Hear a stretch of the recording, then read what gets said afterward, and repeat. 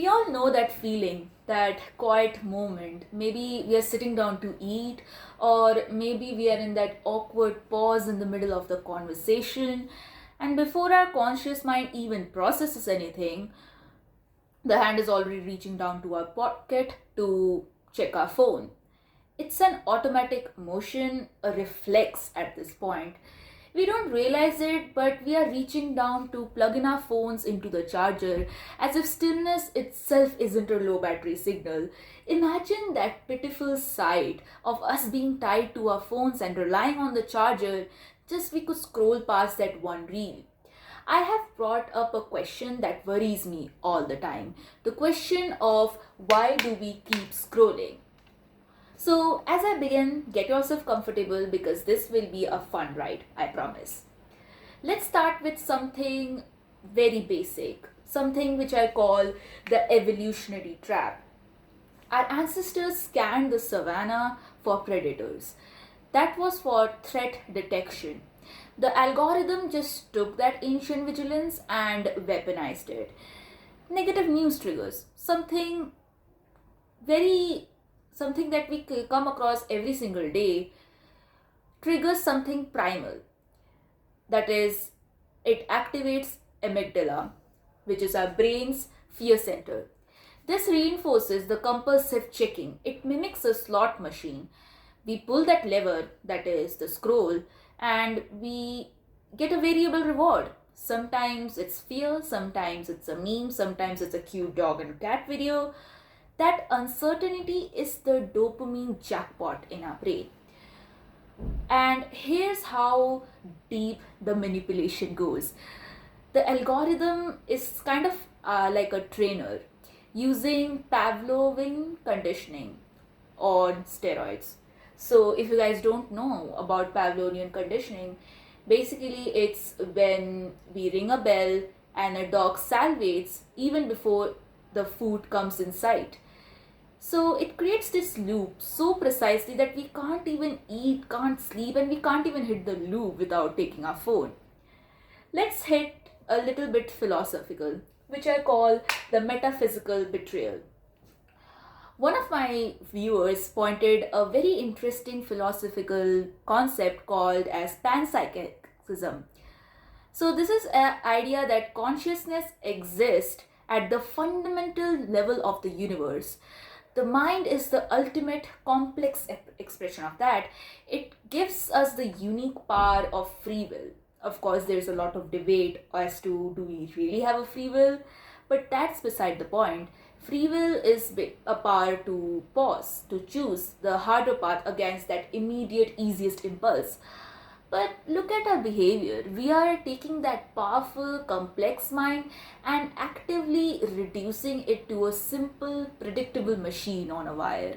We are choosing to act freely than the universe designed us to be. We are less free. The problem is that we are suffering from cognitive dissonance. We know it's bad and we know it's harmful for us, but we justify that scrolling as control illusion. It's the false feeling that scrolling is staying informed. This isn't a detox problem as many people claim it to be. This is a reclamation of our own mind. I came across a very fascinating concept of eternal return, which I call the eternal loop of numbness, by one of the philosophers called Nietzsche. And it's very fascinating.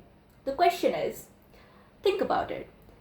Could we choose to relive everything we are doing right now?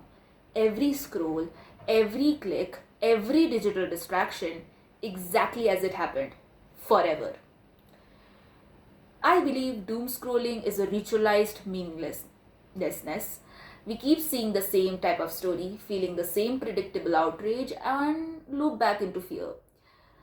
And the toll on our mind is immense. Our attention span has reduced from 12 seconds, which was for our millennials, to 8 seconds.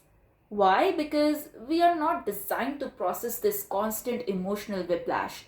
This leads to something called hypervigilance fatigue. contributing to a spike in neurodivergent disorders like ADHD and autism, and for younger users, brain rot and academic deadline. There is a reason why brain rot was the word of the year in 2024. And listen to this. We think we skipped that disturbing video.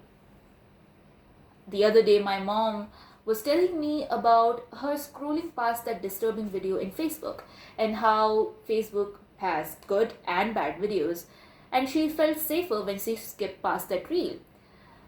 But did she really skip? I call it the myth of skipping. Our brain registered the first few seconds, the tone, the shock, and it added to our emotional load. This leads to cognitive flooding and a deep, exhausting numbness, a spiral of anxiety masquerading as awareness. What if I tell you that every scroll leads us to believing in an ideology that we never even believed in? This is why the system is not neutral. Algorithms are deliberately amplifying narratives, pushing polarizing content until our scroll itself becomes an ideology. We are being persuaded, but not by argument, but by repetition and engineered despair. This also shapes childhood development, where identity is built on fragmented trauma. It's really alarming, you see. Reels are so common these days that they have become the default icebreaker. Why does every app like Snapchat or even Webtoon have a Reels feature? Because this loop works. This is why the founders themselves don't let their children use these apps.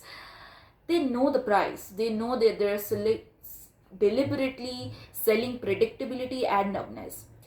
So the question is simple. Are we going to let the algorithm keep forcing us into the loop of meaninglessness? Or are we going to reclaim that essential human power, the power of free will and the power to pause and choose otherwise? Let me know what you guys think about this down in the comments. I will see you in the next one. Bye bye.